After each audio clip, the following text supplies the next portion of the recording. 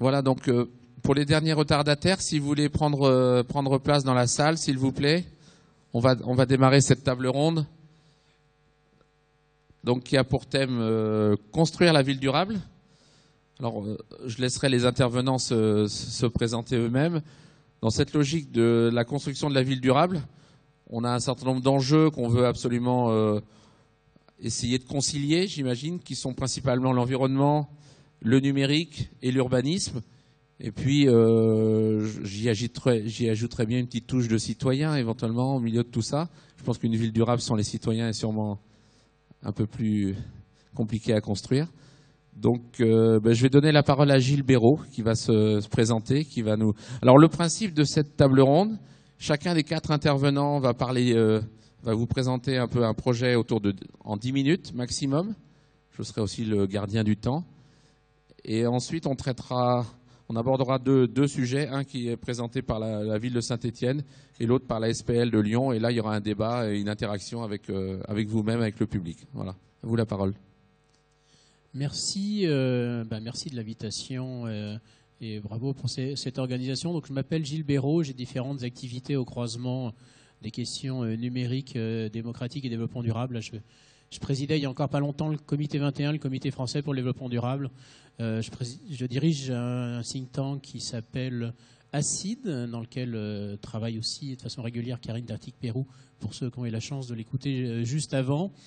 Et globalement, je travaille au croisement des sujets de transformation sociétale dans différentes organisations. Alors, sujet de la ville durable intéressant, mais très complexe finalement, parce qu'il est infiniment large. Il est l'objet de plein de discussions. Et donc moi, j'ai préféré prendre un angle qui est celui de la ville green et smart, verte et durable, mais peut-être plus globalement de ce qu'on essaye de faire tous, c'est-à-dire avoir une ville qui a pour l'ambition la qualité de vie, la solidarité, la responsabilité, etc. Donc je vais, dans les quelques minutes dont on dispose, vous amener des éléments qui me semblent être les clés pour construire la ville durable, sachant que bien évidemment la vision est très différente quand on est ici dans ce quartier de Confluence, dans le petit village où j'habite dans le Luberon et où j'irai tout à l'heure, ou à Shenzhen où j'étais hier, une société où il y avait qui a été rasée intégralement pour reconstruire ce qu'ils appellent une ville durable. Et même là, ils sont en train de construire un nouveau quartier. Enfin, ils commencent la construction d'un nouveau quartier qui fait 4 km², qui s'appelle Smart, une Smart City, mais dans une approche évidemment extrêmement différente. Alors, quelles sont ces clés ? D'abord, il y a celle du changement de paradigme global. On est sur une bascule qui est en train de se faire sur une vision de l'abondance qui a apporté ce qui était encore la vision de la ville il y a quelques années, abondance de la ressource, abondance d'une énergie extrêmement peu chère et pratique qu'est le pétrole, à une époque où la question de l'information et du savoir était quelque chose de rare, et on est passé à tout à fait autre chose, et même exactement au contraire. Mais pour parler de ville durable, il ne faut pas oublier que la plupart d'entre nous, enfin en tout cas les gens qui ont au moins mon âge, ont été éduqués sur l'ancien paradigme. Donc évidemment, ça garde une dimension culturelle. On est sur une bascule aussi de vitesse d'accélération. Karine en a parlé tout à l'heure. Mais la vitesse de transformation extrêmement rapide, parce que finalement, le smartphone dont on parle depuis tout à l'heure, ce terminal, il a un peu plus de 10 ans. Enfin, maintenant, l'iPhone, je crois que ça fait 11 ans. Et tout ça transforme les choses extrêmement rapidement, en tout cas beaucoup plus rapidement que des démarches anciennes où on était sur de l'idée, de l'intelligence, de la réflexion, du partage, avant de passer à l'acte. Aujourd'hui, la ville durable n'est pas une ville fixe qu'on a projetée à l'avance et on sait exactement ce que ce sera, mais une ville évidemment complètement en mutation, transformation. Une question qui m'importe particulièrement, qui est les questions environnementales et particulièrement climatiques. Donc l'année dernière, la France a accueilli cette COP21 avec ce point de bascule absolu, je crois, pour l'humanité qui était le 12 décembre. On en reparlera dans 10 ans, je suis convaincu que ça aura été pour tous un moment important. On était à Marrakech pour certains il y a une quinzaine de jours. De toute façon, les conditions mêmes vont changer. Ma conviction, c'est que ça va aller beaucoup plus vite que ce qu'on imagine. De toute façon, on ne tiendra pas les 2 degrés, enfin en tout cas avec difficulté. Et que ces conditions-là ont besoin d'être anticipées. Et en tout cas, au-delà de la lutte contre les changements climatiques, baisse des émissions de carbone, etc., passage, changement de mobilité, il y a évidemment des questions d'adaptabilité qui n'ont absolument plus rien à voir, ne serait-ce que des questions de température, de tempête, et sur un point très particulier qui est l'urbain, qui s'appelle la montée des eaux, puisque, je ne sais plus les chiffres, pardon, mais tu dois connaître ça par cœur, le pourcentage de l'humanité qui vit en bord des côtes, même à 2 degrés, il faut savoir que la Méditerranée, c'est 50% de montée des eaux, 50 centimètres de montée des eaux, pas 50%, parce que l'on serait mal très rapidement, et que si vous allez dans le delta du Nil, il y a à moins d'un mètre, il y a 12 millions de personnes. Et à 3 degrés, évidemment, on n'est pas loin du mètre. L'autre point important, c'est la façon d'inventer l'espace. Moi, ce qui me passionne, c'est l'approche qu'on va avoir de la ville durable avec ceux aujourd'hui qui ont, on va dire entre 10 et 15 ans. Moi, j'en ai 2 à la maison. Que je considère avec la civilisation Minecraft, et probablement ce qui va changer l'aménagement du territoire dans les années qui viennent, c'est que ces gamins qu'on stage aujourd'hui, dans 5-6 ans, ils votent, prochaine présidentielle, qu'ils ont une formation en aménagement du territoire, urbanisme, absolument intéressante, même si elle a évidemment un côté extrêmement virtuel. Pour vous situer juste une petite anecdote, j'ai un gamin qui m'a dit l'autre jour, je me suis fait un nouveau copain ce week-end, super, etc. J'ai dit, mais par Internet, oui, je crois qu'il skypait, je ne sais pas sur quel jeu. Et il me dit ce qu'il fait, qu'ils aiment les mêmes choses, que tout va bien. Et puis je lui dis, mais il habite où ? Et mon fils me regarde en me disant, mais quelle importance ça a ? Donc, la question aujourd'hui de la ville durable, c'est celle la ville durable en tant qu'infrastructure, mais surtout la ville durable en tant d'écosystème humain, sachant que dans la ville, il y a à la fois des gens qui y habitent, des gens qui y passent, qui y circulent. Et effectivement, allez voir ce qui se passe en Chine en ce moment, c'est absolument effarant. Alors, dans tout ça, il y a aussi des grandes disruptions. Je regarde le temps pour essayer de tenir dans ces 10 minutes. Je ne vais pas tous vous les citer, mais en tout cas, la ville durable est constituée est enrichie par la prise en compte d'un certain nombre de disruptions. J'en ai listé ici, mais évidemment la question énergétique est absolument prioritaire, mais aussi l'Internet des objets, etc. On a trop longtemps mis d'un côté un service développement durable, un service numérique. La tendance actuelle est quand même de rapprocher un peu tout ça. Il y a même en région parisienne, je ne sais plus quelle ville, où il y a une élue en charge du numérique et du développement durable. Le conseil départemental de Gironde a regroupé l'aménagement numérique du territoire avec l'aménagement durable, l'agenda 21, etc. Et ça nous amène évidemment à une vision globale, parce que la vraie question de la ville durable allait d'être capable d'avoir cette vision globale, puisqu'on est tout le temps dans des approches systémiques de croisement et de réinvention, évidemment avec l'aspect totalement démocratique. Si vous pouvez envoyer la vidéo, c'est super, parce que visiblement, elle ne se lance pas. Non, ok. Non, ça ne marche pas la vidéo, ça marchait tout à l'heure. Vous allez y arriver. Bon, c'est pas très grave. Si, ça y est, c'est parti. Alors, non, sans la musique, c'est mieux. La question, évidemment, nous amène à être capable de concevoir dans toute action le fait de passer en zéro carbone. Alors, sur la question d'énergie, là, je vous ai amené cette petite vidéo que je trouve intéressante parce que c'est une bonne logique d'écosystème. Alors, c'est une technologie assez révolutionnaire qui change un peu les choses parce que c'est l'utilisation d'hydrogène qui aujourd'hui est plus intéressante que les batteries actuelles en termes de véhicules électriques. Mais ce qui est intéressant, c'est que c'est conçu comme de l'écosystème global. Et donc, dans l'aménagement tel qu'il est conçu dans la gare, on est capable tout de suite d'être capable de récupérer l'énergie du freinage du TGV pour alimenter des bornes et le vélo électrique avec une cartouche qu'on va utiliser, etc. Donc, on est sur une approche complètement globale. On est évidemment sur une logique publique-privée parce que aujourd'hui, c'est les privés qui développent ce genre de technologie. Et évidemment, avec un impact qui est intéressant. Pourquoi moi, je m'intéresse à l'hydrogène sur cette technologie-là ? Parce qu'à Shanghai, je vous parlais de la Chine, aujourd'hui, on a partout des deux roues électriques. D'ailleurs, c'est interdit, les deux roues thermiques aujourd'hui à Shanghai, sauf qu'ils utilisent des batteries qui finissent dans le fleuve. Parce que la durée de vie moyenne d'une batterie est entre 3 et 6 mois sur un scooter à Shanghai en ce moment, et qu'on n'a pas pris en compte globalement suffisamment cet écosystème et qu'on a séquencé complètement la décision. Voilà, donc pour insister sur l'aspect que d'autres développeront, qui est la capacité collective, le partage, l'invention, la réinvention, tout ça. Pardon, je savonne un peu, mais j'ai passé la nuit dans un avion, je crois que j'ai un petit coup de fatigue difficile. L'autre dimension de la ville durable, évidemment, c'est la question esthétique. c'est la question de l'envie, de l'émotion. C'est pas une ville triste, sérieuse. On n'oppose pas la ville smart, sympa, dynamique, joyeuse à une ville culpabilisante, triste et sérieuse. Donc c'est vraiment cette dimension aussi esthétique qui est important à prendre en compte. Une des raisons aujourd'hui qui fait que les jeunes ont envie de vivre en ville, c'est aussi que la ville est source d'énergie, de partage, et que la ville durable, et ça c'est une vraie prudence à avoir, doit aussi donner envie, et y compris aux plus jeunes dont je parlais tout à l'heure. L'enjeu évidemment de cette ville durable, c'est une petite phrase, pardon, je parle de mes enfants aujourd'hui, mais j'ai entendu ma gamine me dire ça il y a quelque temps. C'est un an, parce qu'elle a 12 ans maintenant. Elle m'a dit « Papa, je suis contente de ne pas être née avant ». La suite de la phrase, c'est parce qu'Internet n'existait pas.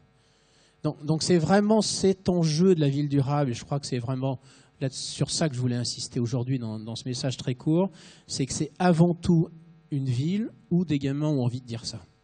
À chaque fois qu'on perd cela pour des raisons très techno, parce que notamment quand on parle de Smart City, il y a aussi une dimension économique, technologique, etc. Il y a un risque de perte de la dimension humaine parce qu'on ne sait pas comment les gens vont avoir envie de vivre dans 6 mois, dans 1 an, dans 10 ans, et que cette dynamique d'envie joyeuse, créative, c'est cela, je crois, la ville durable. Voilà, je vous ai mis quelques bouquins, dont un qu'on a coordonné avec Karine, qui est Nouveaux mythes, nouveaux imaginaires pour un monde durable, du think tank que je coordonne, et un autre qui s'appelle La métamorphose numérique. On a aussi écrit tous les deux. Je vous engage fortement à les lire, parce que c'est vraiment cette dynamique joyeuse qu'on doit trouver dans la ville durable. La ville durable n'est pas une dimension raisonnable, c'est une dimension d'une ville qu'on a envie de vivre et qu'on est capable de réinventer ensemble. Voilà, c'est le message que je voulais vous faire passer. Je crois que j'ai à peine fait les 10 minutes. Ben c'est bien, c'est parfait. On est dans le timing. Merci en tout cas pour cette. Je ne sais pas si c'en était une, mais en tout cas, moi je prends ça pour un premier niveau de conclusion. Hein, en gros, une ville évidemment créative. Je dirais peut-être, j'ose espérer un mot de conclusion de votre intervention, peut-être une ville désirable en fait, en tout cas. Donc on voit qu'on va bien au-delà de la techno, des notions d'urbanisme, etc. On a une vision beaucoup plus une ville globale en fait. Il faut arriver à penser une ville globale. Donc intéressant pour la suite de nos échanges. Brigitte Bariol, si vous voulez prendre la suite. Oui, je vais prendre le relais. Donc, je suis déléguée générale de la Fédération des agences d'urbanisme. Et Céline Colucci m'avait demandé si je pouvais introduire la question des engagements internationaux, et notamment ce qui s'est passé à Habitat 3 récemment, où 195 pays étaient réunis pour définir un nouvel agenda urbain. C'est une conférence onusienne qui a lieu tous les 20 ans. Et ce qu'on pouvait en retenir au niveau du numérique et de la ville durable. Je trouve que c'est quand même de beaux moments où, quand il y a, comme pour la COP21, quand il y a 195 pays qui se mettent d'accord sur un certain nombre d'objectifs qui peuvent paraître un peu théoriques, un peu généraux, mais ça a le mérite d'exister. C'est dommage qu'on n'en parle pas davantage. Moi, j'ai retenu à Quito 3 choses. Vraiment, ça a été déjà assez présent, la montée en puissance des pouvoirs locaux comme lieu de changement. Et une des plus beaux moments qu'il y a eu, c'était pas celui des États, c'était l'engagement des maires, la journée des maires, ou des maires de toutes les de grandes villes ou plus petites ont vraiment porté des messages assez forts. Le deuxième point, qui a été un engagement politique, c'est la solidarité entre les territoires métropolitains et périurbains et ruraux. Donc c'est cette notion de continuum et de co-responsabilité. Et puis c'est quand même pas neutre dans le texte final. Il est question du droit à la ville pour tous, donc droit aux services essentiels. Et dedans, il y a bien sûr l'accès à l'énergie, à la mobilité, aux emplois, mais aussi, même si c'est en filigrane, l'accès au digital et au numérique. Et puis le message, c'était que la ville et le territoire durable, c'était un processus multi-acteurs, ouvert et participatif. Donc c'est vraiment un changement de mode de pensée. Alors comment le numérique questionne les urbanistes, c'est vraiment, sans doute sous-estime un vecteur et un moteur d'un urbanisme plus durable. Et il n'y a pas très longtemps, une agence d'urbanisme, celle de Toulouse, a fait un travail sur le numérique et le territoire et avait la formule de numérique comme vecteur d'une ville durable augmentée. Je trouve que la formule est assez belle. Alors je vais essayer d'illustrer autour de 4 points qui sont des points de questionnement pour les praticiens d'aménagement du territoire et d'urbanisme. Alors bien sûr la question de l'accès équitable au numérique. Le changement des modes de vie qui modifient l'espace et le temps qui sont la matière, le matériau des urbanistes, les questions de ville durable technologique versus usage, la question bien sûr des data, et puis le numérique comme vecteur d'une nouvelle citoyenneté. Alors, la question de l'accès au numérique pour tous, ça reste une question ouverte, y compris en France, avec des enjeux de fracture entre les territoires, mais d'autant plus dans les pays en développement ou les pays émergents, qui souvent ne sont pas passés par un niveau d'équipement d'infrastructure et qui donc peuvent avoir des sauts technologiques par d'autres formes d'accès au numérique. Et ça, c'est une question assez fortement ouverte. Et aussi la question de la fracture du numérique pour tous, c'est-à-dire et ça c'est une question très présente quand même dans les engagements de Quito, comment on fait que tous les acteurs aient droit et accès au numérique, mais et aussi les ressources pour pouvoir l'utiliser. Et par exemple à Mulhouse, vous avez essayé de mettre un Wi-Fi public partout. Comment cet accès est souvent un prérequis. Alors ensuite, c'est vraiment un changement dans les valeurs et dans les modes de vie et les usages des acteurs du territoire.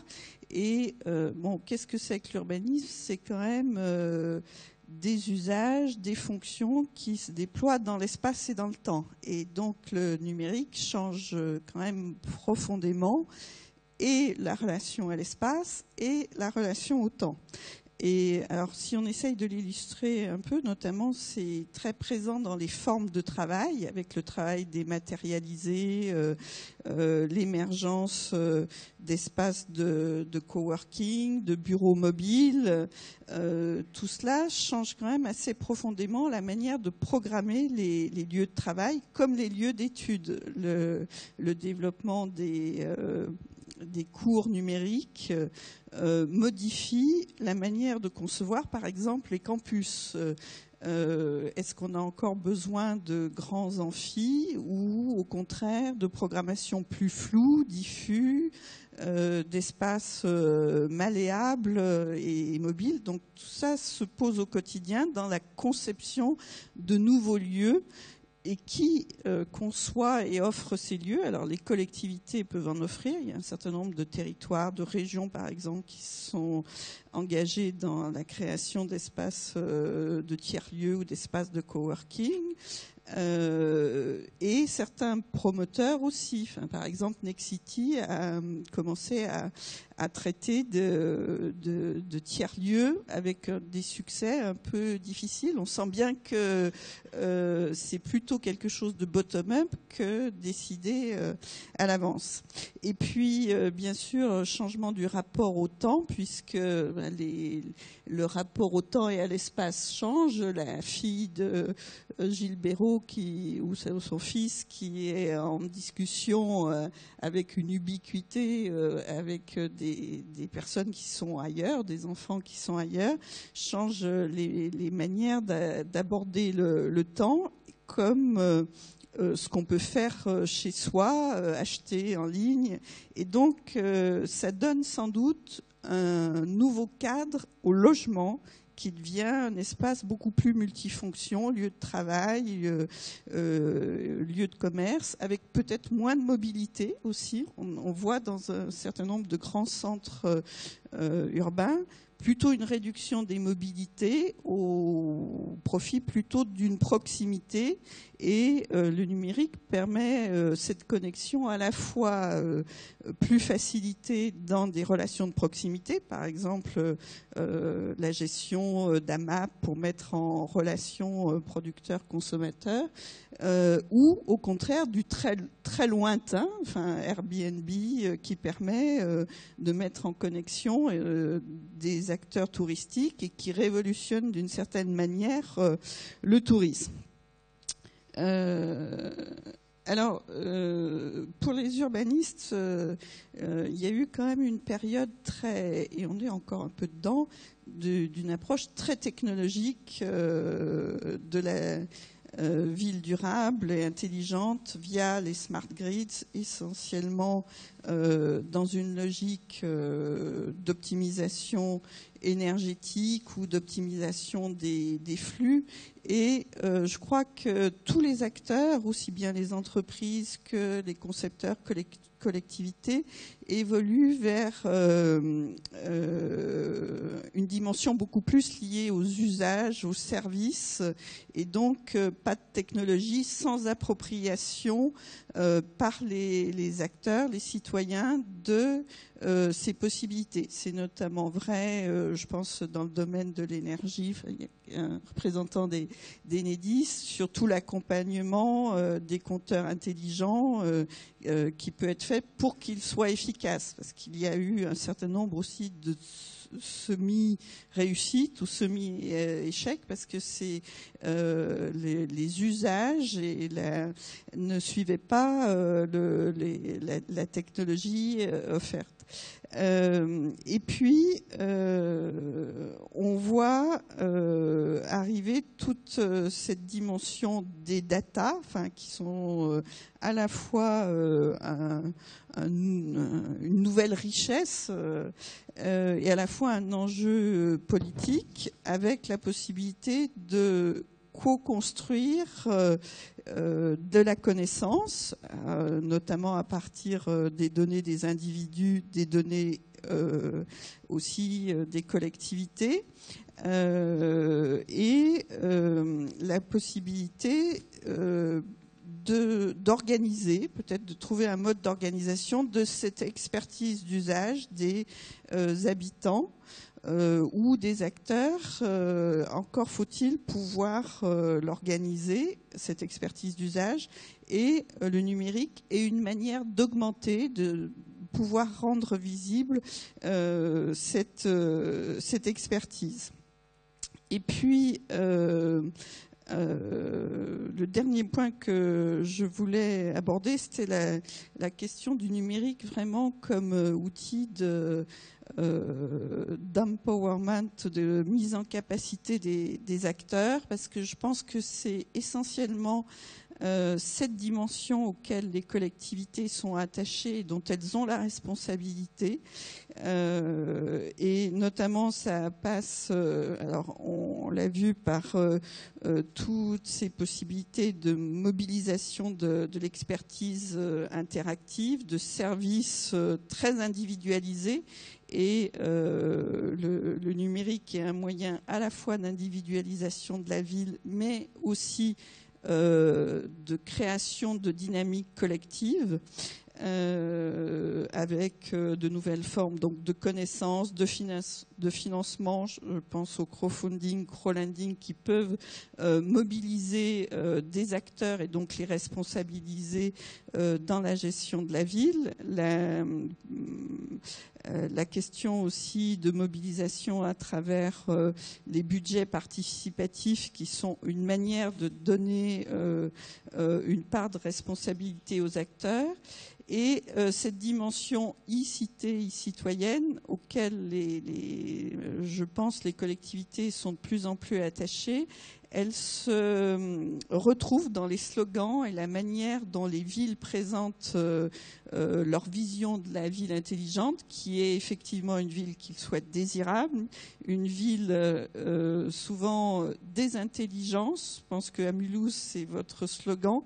On avait ce matin en plénière aussi un représentant de Rennes, c'est la ville en intelligence. Donc cette dimension de création d'une intelligence collective, de nouvelle citoyenneté, c'est, je pense, pour les urbanistes, un enjeu fort aux côtés des acteurs élus.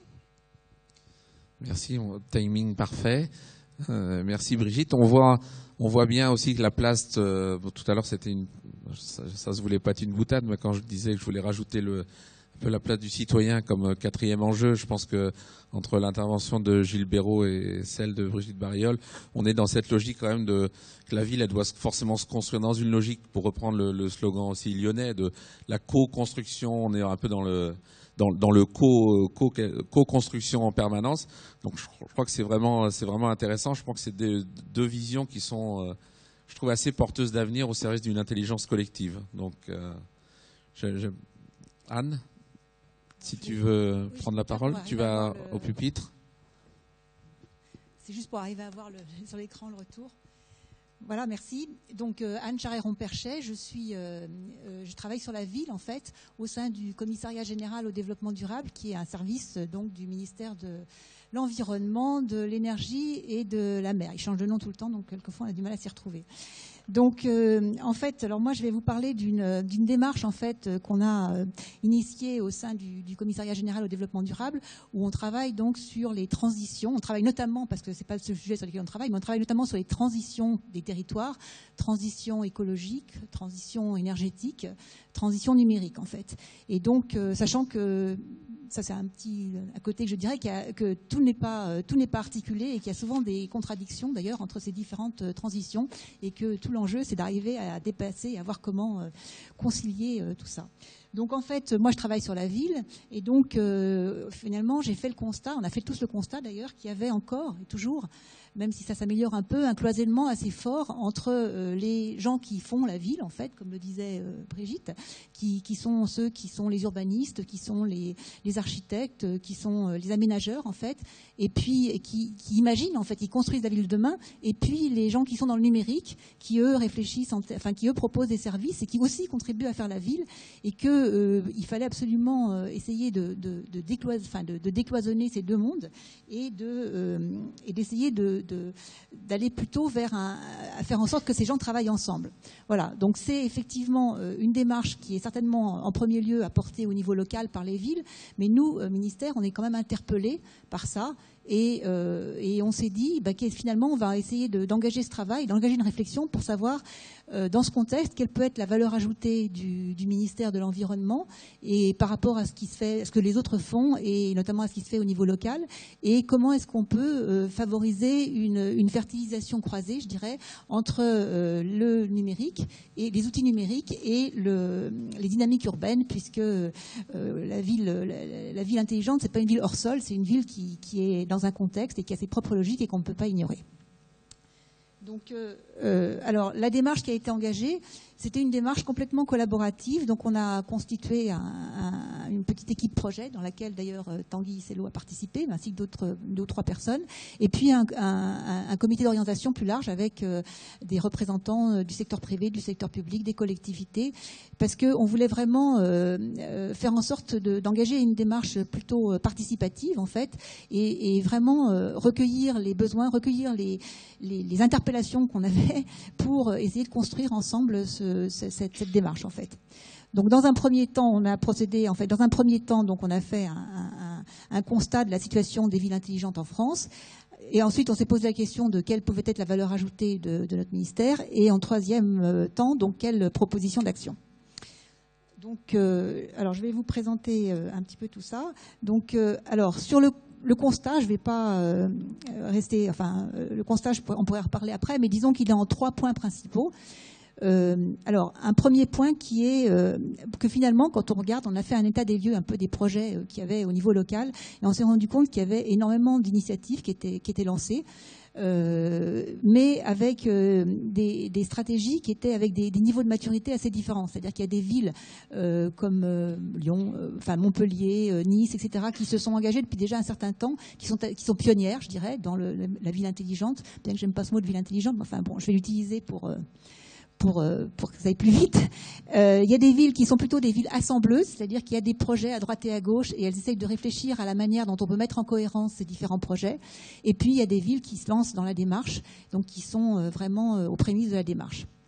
Donc deuxième point, un décalage vraiment important qu'on a remarqué entre grandes villes, grandes métropoles comme Lyon, qui ont des moyens, ou comme Paris, qui ont des moyens, et puis des plus petites villes qui ont envie d'y aller, mais qui n'ont pas évidemment les moyens qu'ont les grosses métropoles et qui du coup ne savent pas très bien par quel bout s'y prendre. Donc ça, c'est le premier constat. Deuxième constat, donc une multiplicité d'acteurs. Alors déjà au sein des collectivités locales, certes, il y a certaines villes comme Mulhouse qui peuvent se doter d'un Chief Data Officer, suivez mon regard, mais il y a d'autres villes où la gouvernance reste encore très, très sectorielle, en fait, entre les gens de l'énergie, les gens des transports, les gens de l'éclairage public. Donc ça reste encore donc très sectoriel. Donc au niveau du secteur privé, on voit aussi qu'il y a vraiment des acteurs traditionnels, des entreprises, des services urbains qui se sont bien positionnés sur le secteur, ou du BTP, mais on voit aussi de manière très forte, et je pense que ça a été dit à part plusieurs personnes, l'arrivée d'entreprises comme Google ou enfin des GAFA, en fait, pour dire rapidement, qui en fait occupent le terrain parce qu'elles sentent que c'est un nouveau marché pour elles et qui occupent vraiment le terrain de la ville aujourd'hui.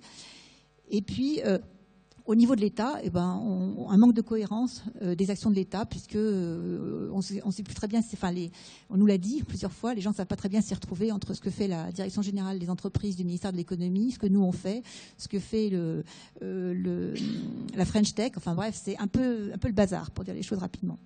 Et puis, dernier point du constat, c'est une absence de stratégie globale. Contrairement à l'Espagne ou au Royaume-Uni qui ont une stratégie très claire, nous, on navigue un peu à vue, ce qui nuit à l'efficacité des actions et qui nuit aussi à la lisibilité des politiques publiques, à la fois pour nos acteurs, pour nos intervenants français, mais aussi à l'étranger.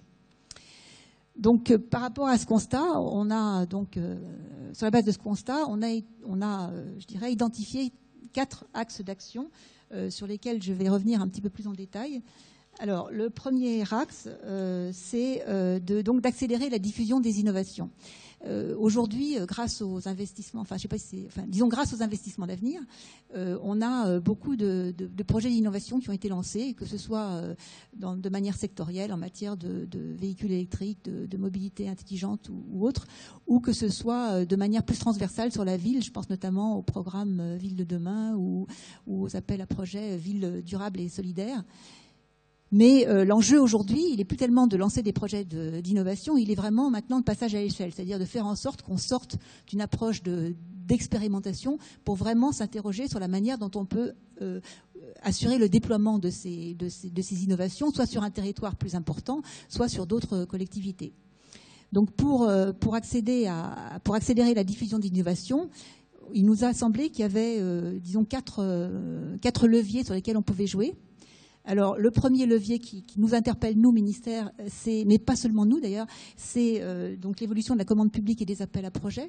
Alors, juste pour préciser ça, sur les appels à projets, on a toujours en France fait des appels à projets sur un territoire. une ville, un territoire, et peut-être qu'on devrait voir un petit peu ce qui se fait, par exemple, au niveau européen, où les appels à projets concernent 3 villes qui ont expérimenté, plus 3 villes suiveuses. Donc cet aspect ville qui expérimente, ville suiveuse, c'est un bon moyen justement d'aller vers une reproductibilité des projets. Autre piste qui a été donc cibler plutôt les appels à projets sur des réseaux de villes. Autre piste qui a été évoquée, c'est aussi d'avoir avoir un portail unique, c'est-à-dire que pour l'instant, il y en a un peu, les collectivités sont un peu noyées sous les appels à projets, et donc avoir un portail unique d'appels à projets, c'est quelque chose aussi qui a été mis en avant.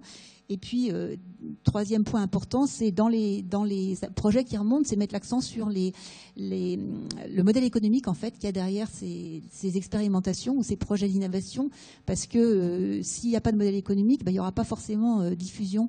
Et donc, c'est quelque chose qui nous paraît vraiment important et qui n'est peut-être pas suffisamment mis en avant dans les appels à projets qu'on a lancés jusqu'à présent. Deuxième point qui est un peu lié au premier d'ailleurs, c'est l'accompagnement des projets d'innovation. Alors je ne sais pas si certains d'entre vous connaissent une initiative qui s'appelle Démonstrateur industriel pour la ville durable, où cette fois-ci on ne soutient pas l'innovation, enfin on soutient l'innovation, mais surtout ce qu'on soutient c'est l'accompagnement de l'innovation. C'est-à-dire que les projets innovants, de par le fait qu'ils sont innovants, se heurtent à des obstacles réglementaires, légaux, et c'est souvent ce qui bloque en fait le déploiement de ces projets. Donc l'initiative Démonstrateur industriel pour la ville durable, elle vise justement à accompagner les collectivités dans la mise en œuvre des projets pour essayer, les collectivités et les porteurs de projets d'ailleurs, pour essayer de voir comment est-ce qu'on peut trouver des solutions et faciliter en fait la mise en œuvre des projets, quitte à faire évoluer les réglementations, quitte à passer par des dérogations, mais tout l'enjeu il est vraiment d'accompagner en fait les porteurs de projets innovants. Troisième levier, c'est l'évaluation. Pour l'instant, on se rend compte qu'on a peu d'évaluation des projets d'innovation, et l'évaluation, elle doit être quantitative et qualitative, et c'est finalement ce qui peut nous aider à transférer en fait ces projets. Alors ça pose le problème des indicateurs, et là on n'est pas très au point aujourd'hui sur les questions d'indicateurs. Alors on y travaille, mais enfin c'est quelque chose sur lequel il faudrait qu'on soit un peu plus en avance, je dirais.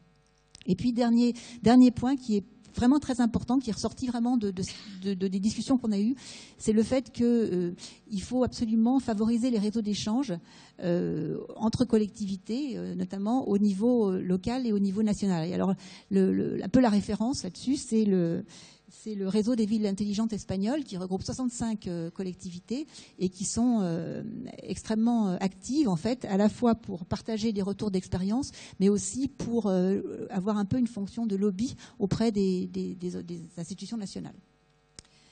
Alors deuxième axe, donc, alors ça va recouper un petit peu ce que disait Brigitte.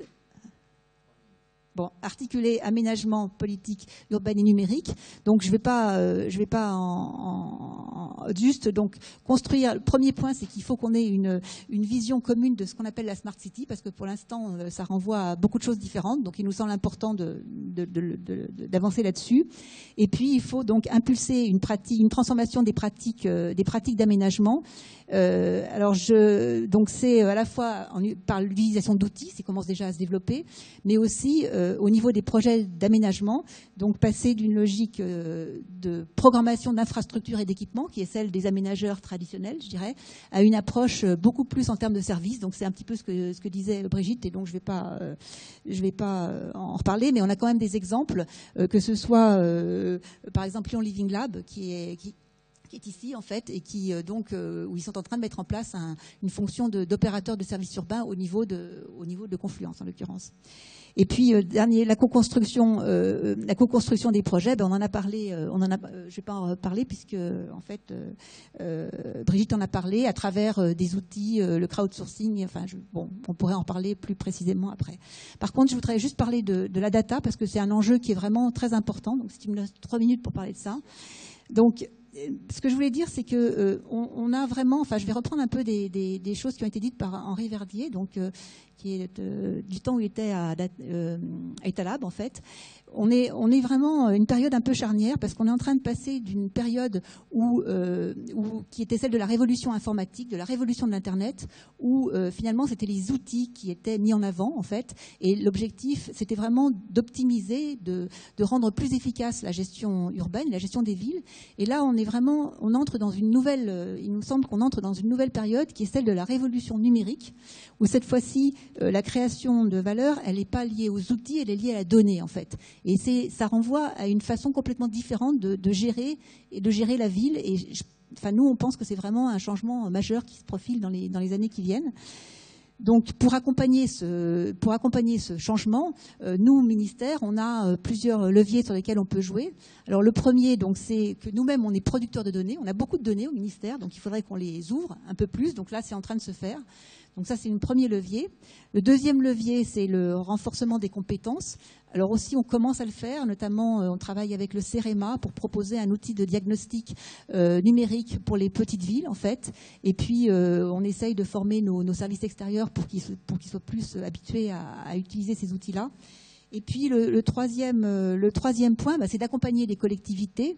Alors là, on peut les accompagner on les accompagne d'une part en les encourageant à mutualiser leurs demandes, en fait, pour éviter qu'il y ait des demandes trop, notamment pour les petites villes, les demandes trop fragmentées, en fait, et puis surtout à explorer de nouveaux domaines et en diffusant des retours d'expérience sur des nouvelles modalités de gestion urbaine. Et là, je voudrais juste vous donner un tout petit exemple, qui est celui qui est expérimenté actuellement par la mairie de Paris, sur la place de la Nation à Paris, où ils ont installé des capteurs sur la place. En fait, ils veulent réaménager la place de la Nation. Ils ont installé des capteurs partout, en fait, sur la place, pour analyser les flux et pour mieux comprendre les modes d'appropriation de l'espace public par les gens qui circulent place de la Nation, de faire en sorte que l'aménagement soit vraiment basé sur la pratique de l'espace. C'est ce qu'on appelle maintenant, je crois, l'urbanisme tactile. Voilà, donc je ne vais pas vous parler du dernier point parce que ça vous intéressera peut-être un petit peu moins, qui est l'aspect économique, l'enjeu économique. Il y a, notamment pour les entreprises, on nous le dit chaque fois, c'est un enjeu vraiment très très fort qui est de promouvoir la Smart City française à l'international, notamment en ayant une présence beaucoup plus importante dans les réseaux européens, parce que pour l'instant on est un peu sous-représenté, je dirais. Et en conclusion, j'y arrive. Et en conclusion, donc je voulais juste résumer mon propos en reprenant donc la phrase que Saskia Sassen, une sociologue américaine, a déjà dit il y a au moins 4-5 ans, qui est donc de l'enjeu est d'urbaniser les technologies plutôt que d'utiliser des technologies qui désurbanisent la ville. Et donc voilà, l'exercice que nous avons mené n'est pas clos en fait, il est complètement ouvert. Donc on est très demandeur d'avoir vos retours et vos réactions, et on espère que ces propositions pourront être reprises par les décideurs dans les mois qui viennent. Voilà, merci de votre attention. Merci Anne. Donc tout en demandant à Patrick Racotondradaï d'aller au pupitre, quelques éléments sur ce que nous a dit Anne Charéron. Donc, on reste toujours dans l'interrogation des usages. Donc, on voit quand même que c'est quand même sûrement un des leviers principaux. Cette logique, quand même, qui passe peut-être par je dirais pas une guerre, mais une concurrence peut-être moins importante entre les différentes villes ou les très grandes métropoles, pour être dans une logique plutôt de faire écosystème ensemble au niveau national, pour avoir une stratégie.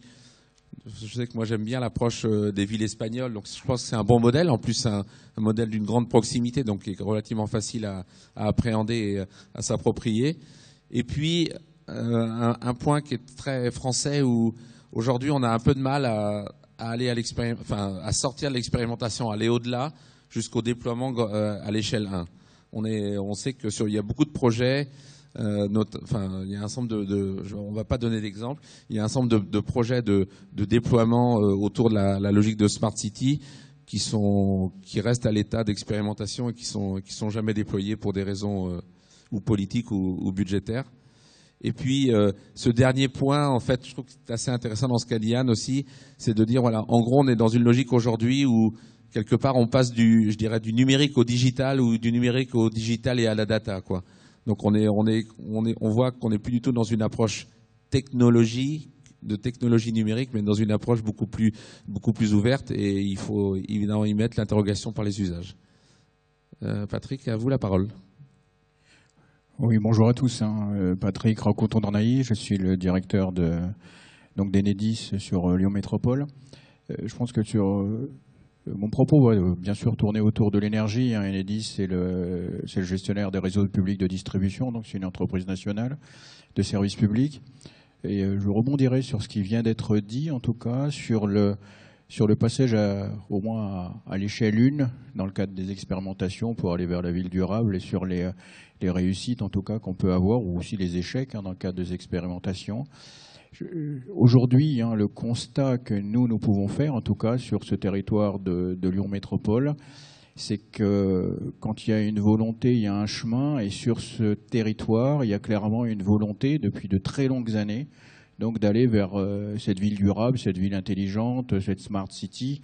Donc on utilisera toutes les terminologies qu'on veut, mais derrière ça, c'est pour les réseaux de distribution et l'énergie, ça a un impact direct et certain. Pourquoi ? Parce que la transition dite énergétique qui est en train de se passer, elle ne pourra pas se réaliser donc sans les réseaux de distribution qui s'adaptent. Je vais juste le faire par un exemple. Aujourd'hui, tout ce temps que nous sommes, je pense que quand on voit des panneaux photovoltaïques se mettre en place chez notre voisin, sur les toits, c'est plutôt une démarche citoyenne qui est maintenant très fortement acceptée, je dirais, de tous. Par contre, aucun d'entre nous accepterait que la mise en place de ces panneaux entraîne que le matin, quand on se réveille, sa cafetière, elle ne marche pas. Et ça fait partie, je dirais, des impacts de la mise en place de ces nouvelles technologies ou des nouveaux usages dans le cadre de la transition, qu'il faut que l'opérateur que nous sommes, un opérateur de service public, soit à la hauteur pour pouvoir répondre à ce défi. Donc aujourd'hui, construire la ville durable, c'est au fond, ça a entraîné vraiment des dynamiques au niveau des territoires. Et je vais aller vite, mais expliquer un peu ce qui se passe sur les territoires à partir du moment où on rentre dans cette transition. Il y a un premier point qui a fortement évolué, c'est toute la logique de planification énergétique. À partir du moment où on voit plus loin et on veut construire une ville durable, on est en train de parler à des horizons qui sont plutôt à l'horizon 2030, par exemple, aujourd'hui. Donc on planifie différemment. Donc les villes de toutes les tailles, et encore plus là je témoigne au niveau de la métropole, c'est doté donc de grands projets de planification urbaine, et avec des réflexions sur l'évolution du mix énergétique. Première évolution. Deuxième évolution, c'est la transformation et la maîtrise des usages. Aujourd'hui, il y a une volonté donc de mettre bien sûr l'usager et le citoyen au centre de cette évolution. Une ville durable, c'est une ville où il fait agréable de vivre. C'est ça l'objectif en tant qu'opérateur public. Nous, c'est ce que nous recherchons. Donc, sur la transformation et la maîtrise des usages, ça veut dire qu'il faut traiter et développer des nouveaux usages, des nouveaux services, des solutions innovantes. Et il faut traiter la précarité énergétique, la rénovation énergétique.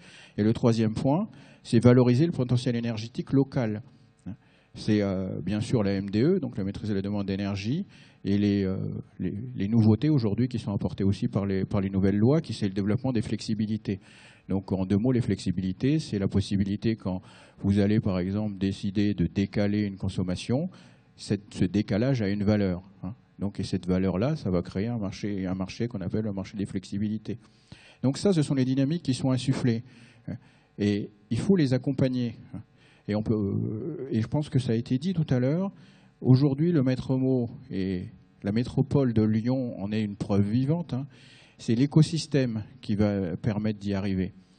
On n'y arrive pas tout seul. C'est-à-dire que c'est pour ça, d'ailleurs, qu'on voit dans la métropole de Lyon la logique de co-construction ou au fond, aussi, une logique de partenariat public-privé qui est une vraie marque de fabrique et qui est de la métropole de Lyon et qui est une véritable réussite, puisque sur tous les projets aujourd'hui, il y a un écosystème qui se met d'accord pour un but commun, y compris d'ailleurs pour des entreprises ou des organisations qui parfois sont concurrentes à la base. Mais elles veulent bien travailler pour la ville intelligente quand l'objectif commun est connu et reconnu. Donc, pour accompagner je dirais cette transition, au niveau de l'énergie, on va travailler sur différents domaines. Donc, je vais commencer par les data, parce qu'on disait tout à l'heure, le data et le big data, c'est ce qui met en marche aujourd'hui de manière très forte. Donc, au niveau d'Enedis, on va travailler pour fournir des agrégats de données. Donc, puisque, vous le savez, on a développé le compteur Linky. Vous êtes sur la métropole qui sera la première métropole totalement équipée de Linky. Ça veut dire 800 000 capteurs de données pour savoir aujourd'hui ce qui se passe sur le réseau et aussi les consommations ou la production, puisque le compteur Linky va dans les deux sens. Donc, pour pouvoir, après, développer des planifications énergétiques à l'échelle du territoire. On va faire aussi donc les études d'implantation sur le réseau public de distribution des projets d'urbanisme ou d'aménagement.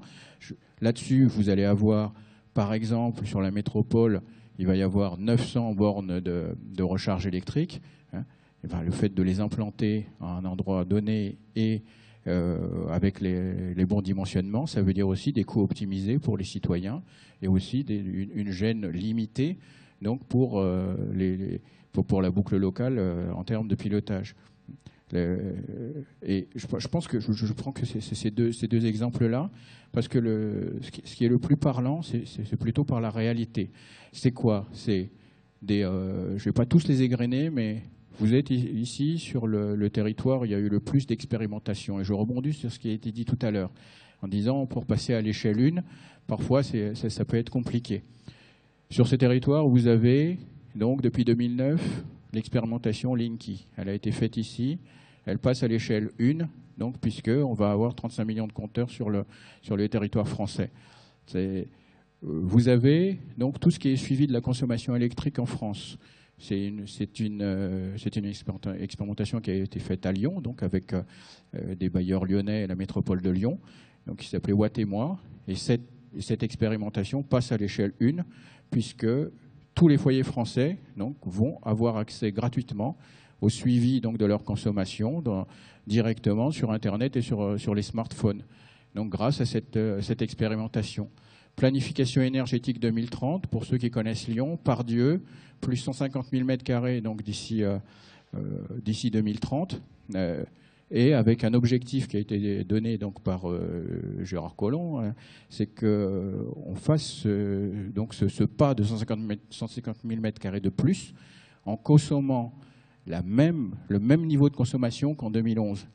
Donc c'est le défi qui a été mis en place donc, sur ce territoire. Et comment on y arrive? Et je rejoins ce que je disais tout à l'heure sur un des slides, sur le fait que les acteurs de l'urbanisme, du numérique et les opérateurs aussi, on se rajoute dessus, n'avaient pas l'habitude de travailler ensemble. Le seul moyen d'y arriver, c'est de travailler tous ensemble. C'est-à-dire qu'on va sortir une dizaine d'IGH, donc d'immeubles de grande hauteur sur ce territoire. Il faut travailler ensemble pour dire comment on fait, urbanistes, architectes, bureaux d'études, énergéticiens, donc, et tout l'écosystème numérique pour dire comment on fait pour y arriver. Aujourd'hui, les premiers bâtiments qui sortent, et vous en avez vu, InCity, vous avez vu Oxygène, vous verrez le Silex 1, Silex 2, et donc tous ces bâtiments-là sortent aujourd'hui avec des niveaux qui n'ont rien à voir avec les bâtiments déjà anciens, donc la manière de faire d'avant, et on est au niveau des objectifs qui ont été fixés. Donc, et je finirai juste sur d'autres projets qui sont aussi ici et qui passent vraiment à la fameuse échelle 1, donc à la taille de la métropole. Je ne veux parler que du schéma directeur des énergies. Aujourd'hui, avec la métropole, nous travaillons à un schéma directeur des énergies à l'horizon 2030. Ça veut dire, et énergie, ça veut dire eau, enfin aussi bien électricité, gaz, chaleur, et aussi froid. Donc, et c'est à l'échelle de la métropole, on est à la maille 1, et on dit, en 2030, comment sera la métropole? Donc on fait un diagnostic très poussé, et on projette, et on étudie les scénarios possibles. Et toujours avec une logique d'écosystème complet qui travaille ensemble. Tout seul, on a notre expertise, on a notre savoir-faire, mais on est plus fort, je dirais, quand on a l'ensemble de l'écosystème avec nous. Donc c'est vraiment la démarche aujourd'hui qui a été mis en place sur Lyon et sur la métropole de Lyon, qui, à mon avis, n'est pas une démarche, j'entendais tout à l'heure, les métropoles ont les moyens pour le faire. Je pense que chacun à son échelle peut très bien faire ce qu'on fait à Lyon. C'est-à-dire que c'est une question juste d'écosystème et de créer cet écosystème. Je le voyais d'ailleurs dans les slides là pour dire les facteurs clés de succès pour y arriver. C'est ce qui a été mis en place sous l'impulsion de la métropole de Lyon, qui fait que l'écosystème naturellement se fédère autour de projets. J'entendais DIVD tout à l'heure. Vous voyez ici des projets, c'est des projets d'appel à projet DIVD, de H2020, et le consortium se met en place sans aucun problème et très rapidement. Donc c'est ça le facteur clé de succès, c'est le faire ensemble. Et passer à la maille 1, c'est possible. Et c'est ce que nous faisons, en tout cas sur la métropole de Lyon, grâce en tout cas à cette volonté aussi politique qui est très forte ici et que la métropole porte. Je voudrais juste passer, ça va être très rapide, mais un petit film qui va vous montrer en tout cas la transition énergétique des réseaux de distribution et ce que ça impacte sur la population. Merci.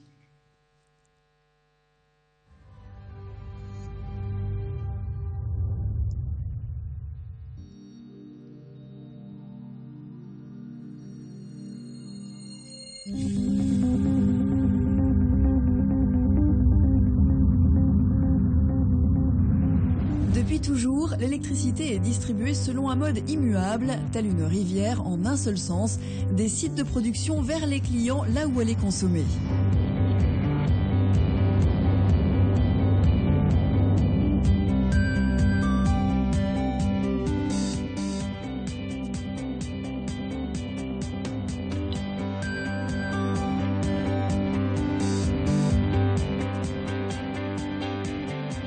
Un réseau électrique qui sait faire face avec la même efficacité à des besoins variables d'une région à l'autre.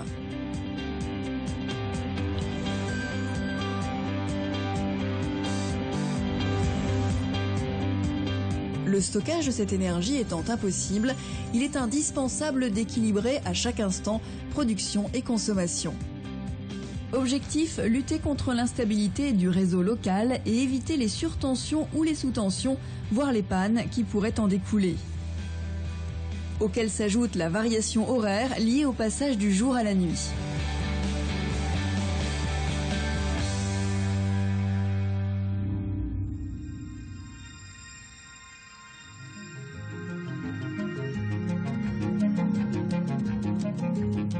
Depuis les années 50, les usages de l'électricité se sont considérablement développés.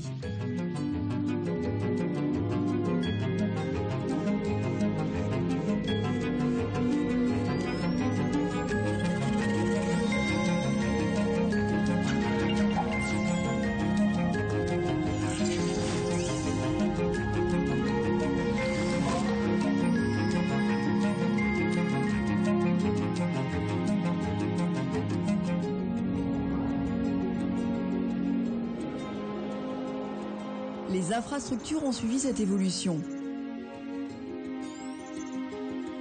Aujourd'hui, les 700 000 km de réseau moyenne tension sont gérés par 30 tours de contrôle, appelées agences de conduite régionales, réparties sur tout le territoire. Elles pilotent à distance plus de 100 000 points de commande. En cas d'incident, ces points de commande permettent de rétablir le courant à distance en à peine quelques minutes.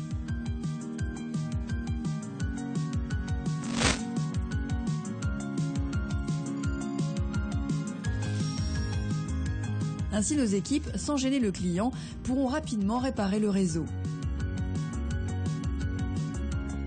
En revanche, si l'incident se produit localement, seul le client peut nous informer.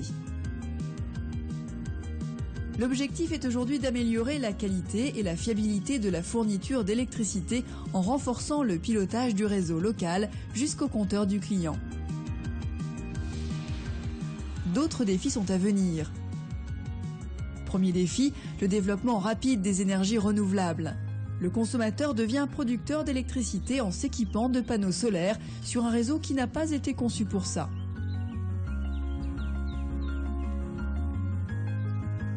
Avec plus de 100 000 nouvelles installations chaque année, c'est un équilibre de plus en plus complexe qu'il faut gérer localement. Or, ces énergies sont intermittentes, soumises aux aléas climatiques et donc peu prévisibles. Le solaire ne produit de l'électricité qu'en plein jour, à des heures où les particuliers consomment peu, et pour cause, ils ne sont pas chez eux. Second défi, 2 millions de véhicules électriques sont attendus dans moins de 10 ans. Ce qui va changer la donne en termes d'équilibrage du réseau, la recharge électrique sera mobile et imprévisible.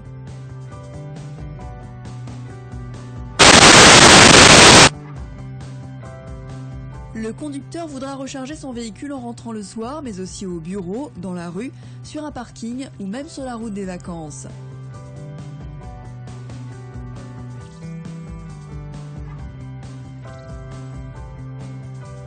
Deux solutions s'offrent à nous. Soit renforcer le réseau pour gérer ces pics de consommation, mais au prix de nouvelles infrastructures très coûteuses, soit concevoir un réseau entièrement pilotable. Ce réseau entièrement pilotable, c'est le réseau intelligent, aussi appelé Smart Grid, la combinaison d'équipements informatiques et électroniques pour piloter le réseau électrique. L'élément essentiel à ce système, c'est votre compteur électrique qui devient communicant. Grâce au Smart Grid, on pourra détecter une surtension liée à une trop forte production et y apporter immédiatement la meilleure solution. Soit en activant le fonctionnement d'appareils électriques, votre chauffe-eau par exemple, soit en passant un ordre de stockage à la batterie de votre véhicule électrique. En cas de sous-tension, ce même compteur donnera un signal de réduction temporaire des consommations du client. Parallèlement, lors d'un pic de consommation, votre fournisseur pourra vous alerter et vous inviter à éteindre certains équipements.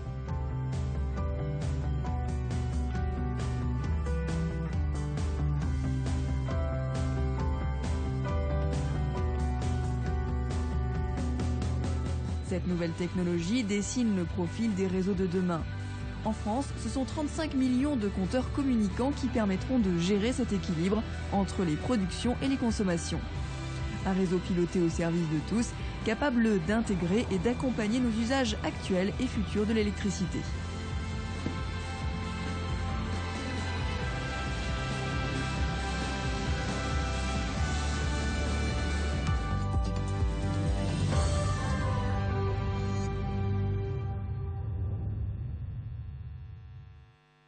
Merci. Vous voyez, quand on anime une conférence, il faut toujours se méfier quand un industriel nous dit « j'ai un petit film à vous montrer », ça peut prendre toujours un petit peu plus de temps.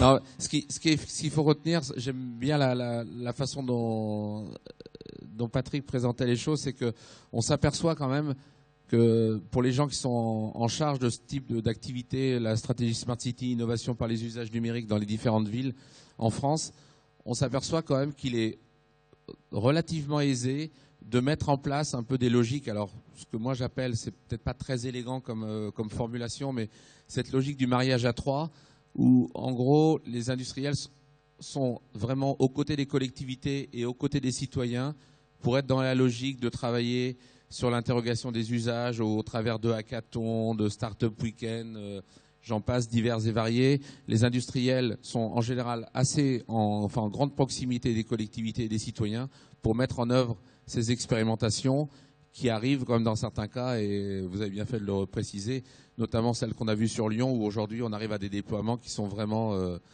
au bon niveau et à l'échelle d'une grande métropole française. Donc je pense que c'est intéressant d'avoir présent ça à l'esprit. Alors, est-ce que Maxime Valentin est dans la salle ? A priori, il n'est pas là. Donc, oui, ça m'arrange. Non, ça m'arrange pas spécialement. Je lui aurais laissé ma place, sinon je serais allé m'installer en face. Alors, ce qu'on vous propose maintenant, vous avez vu, je pense qu'il y a une philosophie générale qui est très clairement autour d'être logique, de faire écosystème ensemble, c'est-à-dire de mettre tous les acteurs autour d'une table, d'interroger les usages, à la fois de pensée globale, de regarder vraiment ce qui se fait à l'extérieur. Tout en ayant présent à l'esprit que les pouvoirs locaux aussi veulent vraiment prendre leur place en fait dans cette construction de la ville durable. Autour de ça pose un certain nombre de questions. Moi, j'en aurai un certain nombre à poser tout à l'heure. Là, on va prendre un exemple du coup qui est un exemple presque local en fait, qui est un projet qui est à Saint-Étienne en fait, qui je ne sais pas quel est son nom précisément, Virginie, ce projet. Ce projet Digital Saint-Étienne. Digital Saint-Étienne. Ce que je vous propose, c'est que Virginie va nous le présenter de façon très rapide. C'est que l'idée, dès qu'elle a... Combien de temps la présentation? 5 minutes. Maximum. Ouais. Et ensuite, tout de suite, on a une interaction avec la salle pour que vous puissiez rebondir, poser vos questions à l'ensemble des intervenants, à l'ensemble des 5 intervenants. Merci. Donc, si vous voulez bien lancer la présentation Digital Saint-Étienne. Si Renaud, on l'avait calé 14 heures. Le temps que la présentation soit lancée, simplement vous dire qu'à Saint-Étienne, donc on est parti du mariage entre un industriel qui s'appelle Suez et les 2 collectivités, donc Ville de Saint-Étienne et Saint-Étienne Métropole, pour appréhender la question de la rénovation urbaine d'un quartier d'habitants anciens proche du centre-ville, qui est un quartier en politique de la ville au niveau national, classé parmi les 200 quartiers. Donc on a une caractéristique de ce quartier qui est celle de la précarité financière, mais aussi énergétique. Et c'est un des grands défis de Saint-Étienne de relever cette précarité. Le projet, il a été construit autour d'enjeux majeurs. Le premier enjeu est d'augmenter le reste pour vivre des habitants. Le deuxième enjeu est autour de l'appropriation des nouveaux services par les usagers et avec une ambition de créer une plateforme numérique de la donnée ouverte et évolutive qui va nous permettre avec nos partenaires que ce soit donc Enedis, Philips Lighting qui est aussi à nos côtés, de travailler sur des nouveaux services. La marque de fabrique à Saint-Étienne, c'est celle de la cité du design, c'est-à-dire une approche par les usages. Donc il y a bien le numérique, la nouvelle technologie qui est au cœur de cette nouvelle plateforme de la donnée, mais notre ambition, elle est user-centrique, puisque c'est bien ça ce que nous voulons défendre dans cette Smart City à la Stéphanoise. Voilà, j'ai fait simple, mais c'est extrêmement sans simple. image. Ce que je voulais, c'est que j'imagine qu'un certain nombre d'entre vous, vous avez des questions en fait à poser à nos intervenants. Moi, je vais juste lancer le débat, peut-être avec Gilles Béraud. Gilles, au travers d'ACID, du Comité 21, donc toutes ces logiques de think tank, vous avez aussi une action je dirais un peu de lobbying à l'international, peut-être. Comment est-ce que vous avez une vision de ce que est une ville durable à la française? Est-ce que vous avez des exemples peut-être dans d'autres pays sur lesquels on pourrait les copier entre guillemets? On n'est pas spécialement asiatique, mais on pourrait les copier des choses intéressantes, des bonnes pratiques. Est-ce que vous pouvez nous dire 2-3 petites choses là-dessus? Alors sur l'Asie et la Chine en l'occurrence, là où j'étais effectivement, je ne sais pas s'il faut s'en inspirer parce que j'ai peur de faire peur, mon ami de la FNO. Parce que raser complètement des centres-villes pour construire des tours d'une 50aine d'étages, que ce soit à Hong Kong, à Shanghai, etc. Je pense pas que ce soit le modèle, mais on pourrait parler effectivement du Maroc où je suis pas mal en ce moment, où on a des réalisations assez intéressantes qui se passent au croisement, je dirais, d'une vision traditionnelle et d'une vision d'aspiration actuelle, où on commence à construire des villes nouvelles, non plus comme c'était le cas il y a encore quelques années, on faisait de la perpendiculaire, de la vitre, mais au contraire de l'inspiration de Médina, puisque la Médina est quand même une logique justement de ruelle qui permet de se protéger de la chaleur. Enfin, peut-être pour basculer sur un sujet, je crois qu'une des grandes priorités de cette vie durable, c'est les questions de mobilité. Et notamment la question de l'énergie dans la mobilité. Pourquoi ? Parce que la mobilité, d'abord, c'est une liberté qui n'est pas encore complètement assouvie. La plupart des gens ont envie de plus se déplacer. Et je ne crois pas qu'on peut dire comme absolu objectif de diminuer les transports. Je pense qu'il faut le faire, notamment par rapport à tous ces gens qui passent 2 heures le matin, 2 heures le soir dans les transports et souvent dans la voiture et souvent de façon individuelle. Je crois que c'est pas possible. Donc, évidemment, la question des tiers-lieux, du travail à distance. Maintenant, pour le reste, et je suis convaincu que c'est un équilibre aussi qui est en train de se faire par rapport au numérique. Je crois que plus on passe notre temps devant les ordinateurs, et c'est le cas, et ça le sera, je crois, de plus en plus on a besoin d'entertainment. Je pense que les restaurants sont pleins. Alors, ils ont le défaut d'être chers, qui amène des éléments d'équilibrage. Mais on a besoin d'aller au cinéma, on a besoin de voir d'autres. La transformation même de l'espace public, et on peut prendre l'exemple de 3 villes qui sont Bordeaux, Lyon et Paris, où on s'est réapproprié les fleuves. On a besoin aujourd'hui d'espaces collectifs complètement différents probablement, parce que j'ai abordé un peu vite le sujet tout à l'heure, mais on est vers une individuation complètement renforcée. L'aspiration des gens n'est pas d'obéir à un scénario, mais de pouvoir avoir des espaces de liberté, d'autonomie. C'est pour ça que les capteurs comme Gare de Lyon sont intéressants, mais il y a eu d'autres expériences qui ont été faites à partir des lieux d'émission des téléphones portables. Peut-être que vous connaissez ça, c'était fait à Barcelone notamment. Non, la question aujourd'hui, pour moi prioritaire, je crois, c'est celle de la mobilité, parce que la mobilité aujourd'hui est fondée sur une chose, la voiture. On a construit les villes autour de la voiture et on voit bien tout de suite l'intérêt que peut avoir de commencer à faire évoluer la ville autour de la mobilité douce, et qu'il y a une rupture là totale en termes d'urbanisme, parce que quand on construit des routes, se remplissent de voitures. Quand on fait des espaces piétons, mobilité douce, les gens vont plus facilement vers ça. Alors c'est peut-être plus facile de faire la mobilité douce à Bordeaux ou à Strasbourg, qui sont des villes plates, qu'à Paris ou ici à Lyon, où il y a des collines un peu violentes. Mais en même temps, si on va vers des systèmes de mobilité électrique, mais encore une fois en étant extrêmement prudent sur la mobilité électrique, parce que si derrière la mobilité électrique, il y a du charbon comme en Chine, du nucléaire comme en France, on a quand même un vrai souci de coût global, d'impact, etc. Et vraiment, il y a des voitures électriques en Chine notamment, avec des impacts de l'ordre de 5, 600, 700, 800 grammes de CO2, parce que derrière, c'est du charbon, c'est des énormes véhicules individuels. Donc on a besoin de cette vision globale, mais je pense que l'endroit où il faut qu'on travaille rapidement et en coproduction, c'est celle de la mobilité. Sur l'aspect du bâtiment dont on en a parlé tout à l'heure, et effectivement on a besoin de compteurs intelligents et autres outils, on sait à peu près ce qu'il faut faire dans le bâtiment. On sait isoler, on sait par l'intérieur, par l'extérieur, on sait avoir des... On le fait, on le fait pas. Le président de la République, lors de la 2e conférence environnementale, avait annoncé 1 million de rénovations par an d'appartements. Après, c'était 500 000 l'année suivante. On les a toujours pas. Mais maintenant, si on avait les sous, la compétence, les matériaux, ça, on saurait faire.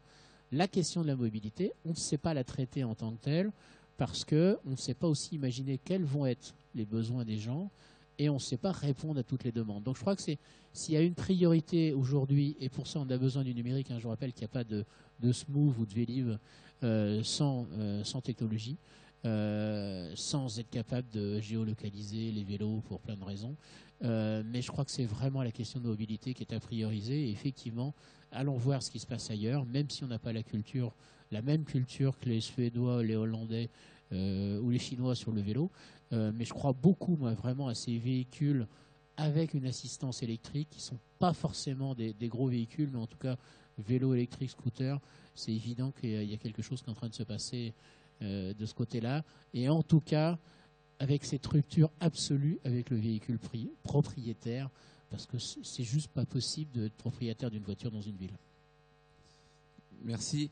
Moi, j'aurais bien voulu savoir, Virginie Reynaud, comment vous avez intégré le citoyen dans votre démarche. C'est une logique d'écoquartier, en fait, enfin, dans la logique de quartier prioritaire de la ville.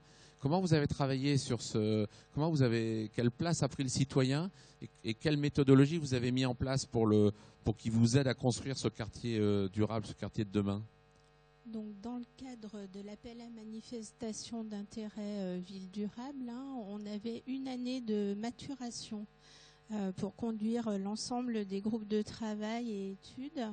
Une des études a consisté à travailler donc avec un binôme designer-sociologue qui a interrogé en fait 4 types d'usagers de la ville: l'élu, le technicien de la collectivité, le spécialiste, donc en l'occurrence on avait choisi la thématique de la lumière, et le citoyen commerçant. Et c'est à travers donc des workshops que nous avons élaboré des scénarios d'usage pour éclairer la ville de demain.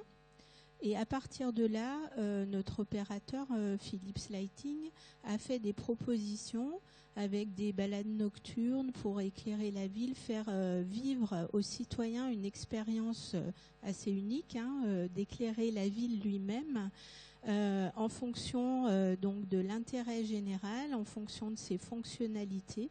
Et c'est de cette manière-là qu'on a procédé. À Saint-Étienne, on a les LUPI, les laboratoires d'usage qui sont labellisés et qui nous permettent justement de travailler ces sujets-là. Donc c'était intéressant lors de cette phase de maturation sur certains sujets de pouvoir aller travailler avec l'usager. Donc, le LUPI, pour ceux qui ne savent pas, en fait, c'est une logique de Living Lab qui est portée par la Cité du Design à Saint-Étienne, donc qui intègre évidemment designers de services, sociologues, etc. Donc c'est assez intéressant comme méthode d'interrogation. Est-ce que quelqu'un a une ou plusieurs questions à poser à nos intervenants? Je vous passe le micro.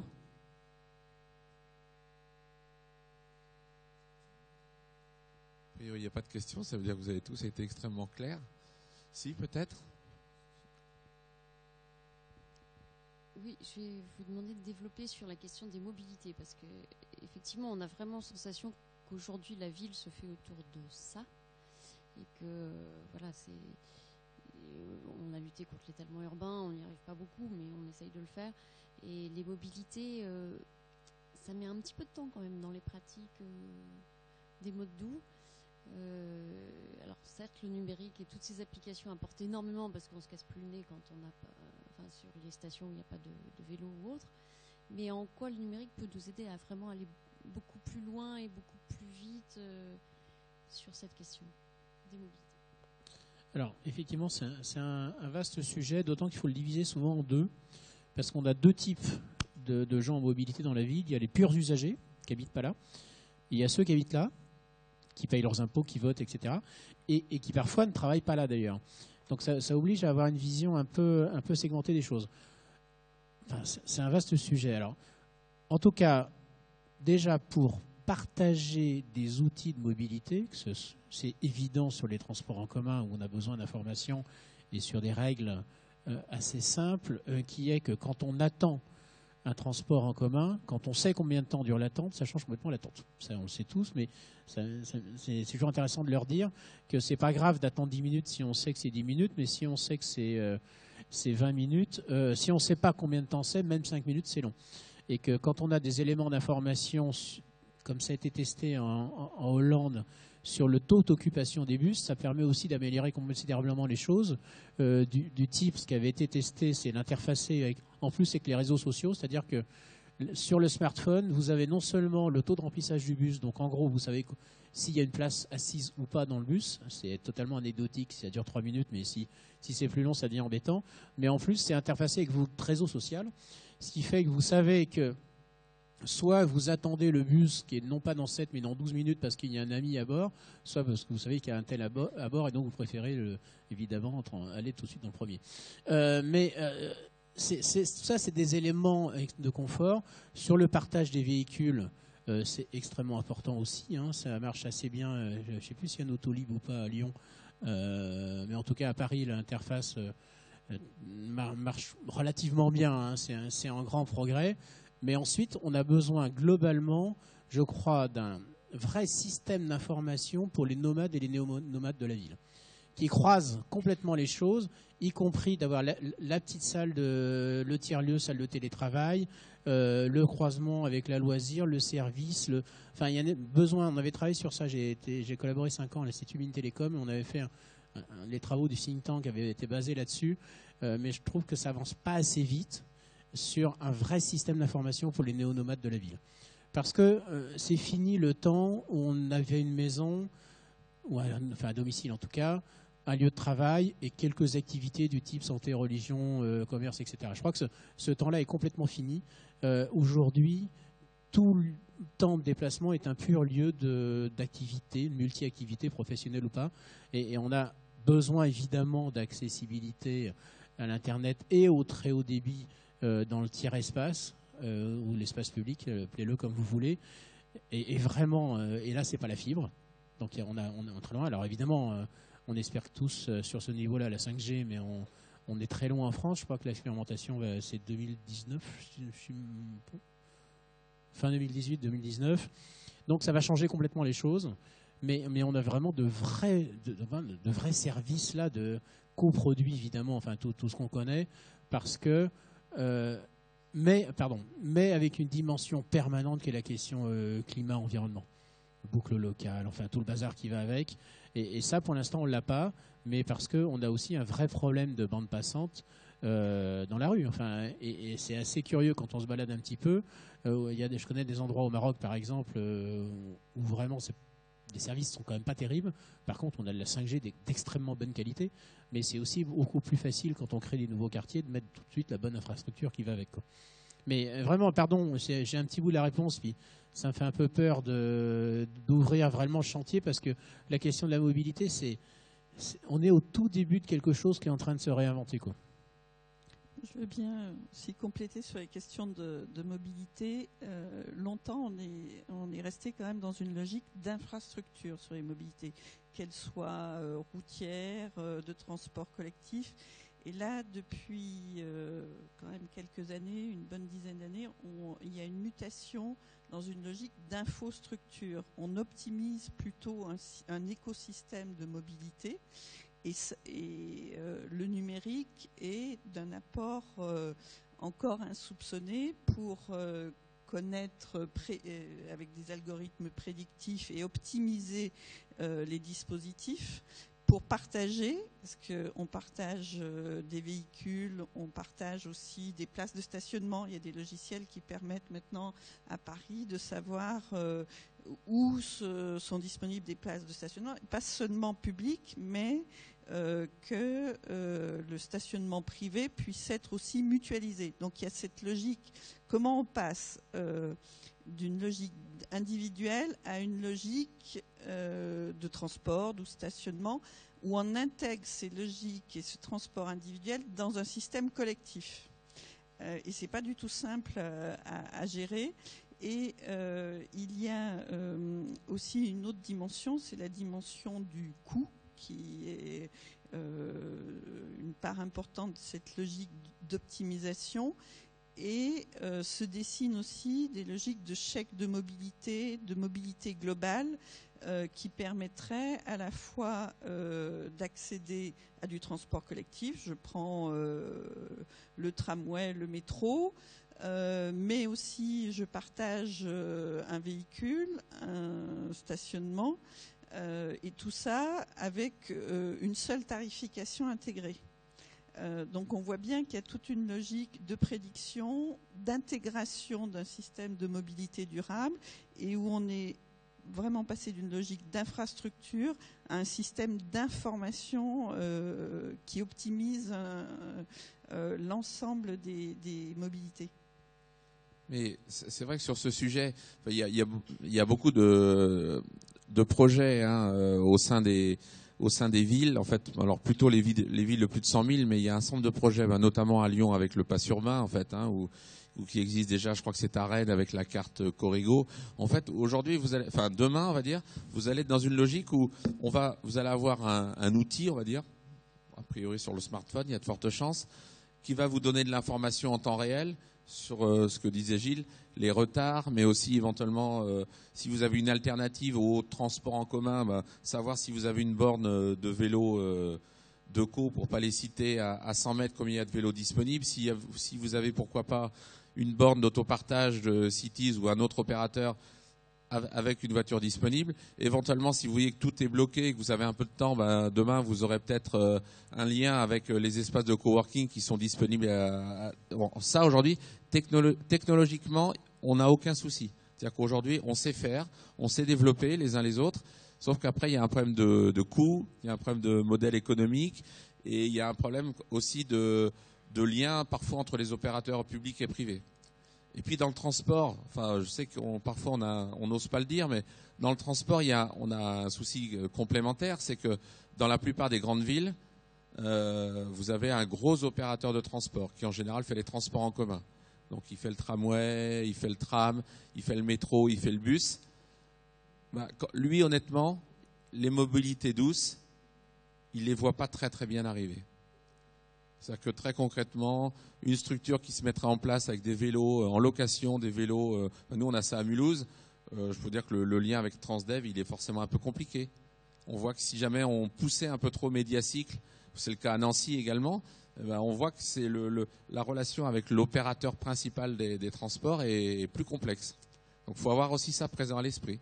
C'est-à-dire que chaque opérateur a son business model, et l'opérateur, que ce soit Keolis ou Transdev, pour ne pas les citer, parce qu'il n'y a que en France, je crois, les deux principaux, mais ils ont un objectif d'avoir le maximum de clients pour mieux rentabiliser leur ligne, parce que l'infrastructure est très coûteuse. Donc le développement des mobilités douces ou des alternatives au transport en commun, c'est un vrai problème. Donc il faut l'avoir aussi présent à l'esprit, mais je pense que la plupart des villes vont dans le même sens, donc je pense qu'on devrait y arriver.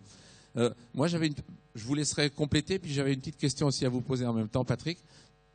Dans cette logique-là, plusieurs d'entre vous, vous avez, dans vos présentations sur autour de la ville durable, on a beaucoup parlé, évidemment, interrogation par les usages, on a beaucoup parlé de solidarité. Est-ce que demain, on peut penser qu'il peut y avoir une forme de solidarité y compris autour de l'énergie, peut-être au niveau des territoires, au niveau des quartiers, comment est-ce que ça pourrait se mettre en œuvre? Je pense que sur le sujet de la solidarité, déjà il faut rappeler que le système électrique français aujourd'hui, il est basé sur une logique de solidarité. C'est-à-dire que pour ce qui est du réseau électrique, le tarif que nous payons tous, c'est un tarif qui est péréqué. Donc ça veut dire quoi? Ça veut dire que vous soyez loin de l'endroit où est produit cette électricité ou proche, le prix que vous payez est indépendant de la distance. Donc on est déjà dans une logique de solidarité nationale, donc du tarif d'acheminement d'électricité. Je pense qu'aujourd'hui on peut aller beaucoup plus loin, puisque je disais tout à l'heure que dans ces évolutions qui sont en train d'arriver, donc nous avons des défis à relever. Et il y aura des notions de flexibilité, j'appelais ça tout à l'heure, à mettre en place, et qui, sans que ça engendre des pertes de confort, la logique, c'est pas d'être dans une logique punitive, pas du tout, mais au fond, quand vous allez consommer donc de l'énergie qui viennent des panneaux photovoltaïques qui sont proches de chez vous, c'est un geste citoyen que vous faites aussi. Et c'est par exemple ce qui est en train de se passer ici, là où vous êtes, vous avez 600 panneaux photovoltaïques qui sont jusqu'au bout de la rue, là. Et en fait, les habitants du quartier donc, sont informés des moments où ces panneaux photovoltaïques produisent le plus. Donc, et ils prennent un certain nombre de gestes d'éco-comportement. On a l'habitude d'être dans une logique de consommer moins, mais parfois aussi, quand ce sont les panneaux photovoltaïques qui consomment, aujourd'hui, dans ce quartier, il y a des gens qui, ne serait-ce qu'ils décalent juste le moment où ils prennent leur douche quand ils voient l'information, comme quoi en ce moment, ça produit beaucoup. C'est un changement de paradigme, en tout cas, de fonctionnement individuel. Donc cette solidarité-là, elle est tout à fait possible, elle existe, ce gisement, il est là. C'est juste, nous, il faut informer donc la population, il faut donner cette information, le numérique va nous y aider. Et après, il faut expliquer à la population quel type de gestes ils peuvent faire ou quel type d'action ils peuvent faire pour accompagner cette solidarité. Et sur le complément que je voulais faire simplement sur le sujet de la mobilité, je pense que vous disiez tout à l'heure, c'est compliqué. Il y a pour mettre en place cette logique un peu multimodale aujourd'hui des mobilités douces. Ce que je peux dire, en tout cas, sur la métropole de Lyon, et c'est plus un témoignage en tant que citoyen aussi, c'est que sur ce territoire, cette révolution-là, elle est déjà en marche, elle existe déjà. Pourquoi? Parce que, au fond, le service dont vous parliez tout à l'heure, à Lyon, il existe déjà. C'est-à-dire qu'il y a un service qui s'appelle Optimode aujourd'hui, qui vous permet, quand vous voulez prendre l'avion là d'ici ou prendre votre train, eh ben, il va vous dire que vous avez de l'autopartage à 20 mètres et que c'est libre, et qu'il y en a un qui est libre, vous pouvez même y aller en vélo, sur un vélo qui est un peu plus loin. Vous avez un taxi qui est disponible, vous pouvez prendre. Vous voyez, donc le multimodal est complètement prêt, et ça a pu être mis en place pour, je pense, quand vous disiez que ça crée des difficultés parce qu'il y a un certain nombre d'opérateurs. C'est le facteur clé de succès, c'est tout simplement une volonté politique sur le territoire, et une volonté claire. Et les opérateurs, tous autant que nous sommes, eh ben, nous regardons cette volonté-là et nous regardons comment on peut l'accompagner au mieux, je veux dire, pour la réussite de la démarche. Et là, Optimode a été mis en place, je dirais, vraiment pour que chaque citoyen ait un service en temps réel qui lui permettent de dire, pour aller d'un point A à un point B, je peux prendre de la mobilité douce, ça lui dit il peut marcher à pied, et je vais même un peu plus loin, ce qui est en train de se développer par exemple, c'est que vous avez des capteurs aujourd'hui de qualité de l'air sur l'ensemble des communes, les villes, tout ça. Donc sur la métropole de Lyon, il y en a à peu près 3500, 4000, et ben, les informations de ces capteurs sont aussi prises en compte. Et on a même aujourd'hui la possibilité pour les gens qui ont peut-être des problèmes d'allergie, ben ça leur dit dans tel quartier, il ne faut pas passer par là, donc parce qu'en ce moment, il y a tel type de risque allergène à tel endroit.